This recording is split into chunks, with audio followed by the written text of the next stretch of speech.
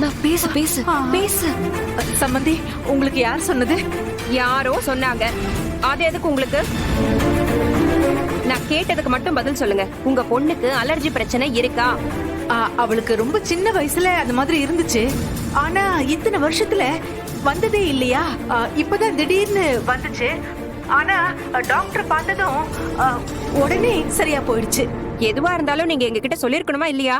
இப்படி மறைச்சா என்ன அர்த்தம்? ஐயோ சம்பந்தி, மறைக்கணும் அப்படின்லாம் எங்களுக்கு எண்ணமே இல்ல. சின்ன விஷயம் தானே, இத என்னத்த போய் பெருசா சொல்லிட்டு இருக்கிறதுன்னு. முள்ளு சிறுசாதான் இருக்கும், ஆனா அது குத்துனாலும் வலிக்க தானே செய்யும்.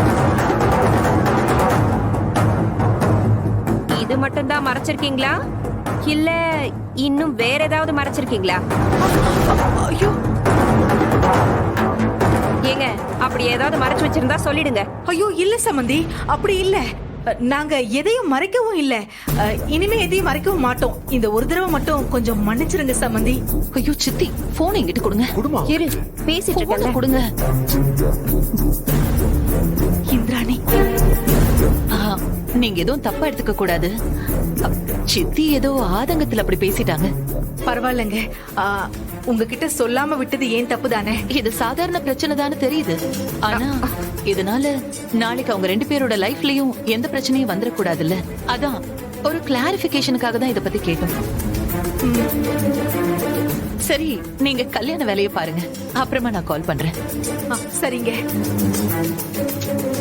விடுங்க சித்தி, பாத்துக்கலாம். இதுக்கே இவ்வளவு டென்ஷன் ஆகுறீங்க?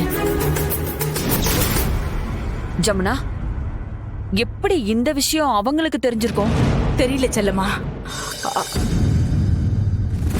யாரு? ஜமுனா, ஒருவேளை அந்த அயலி சொல்லியிருப்பாளோ?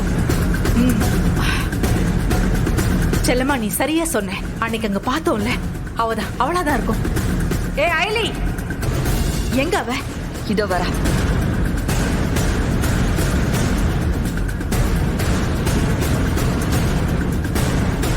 ஏய், எதுக்கு இப்ப நடு வீட்டுல நின்னு இப்படி கத்திக்கிட்டு இருக்க? என்னாச்சு சித்தி? சீ, வாய மூடு. உன் முகத்தை பார்த்தாலே அப்படியே பத்துக்கிட்டு வருதுடி.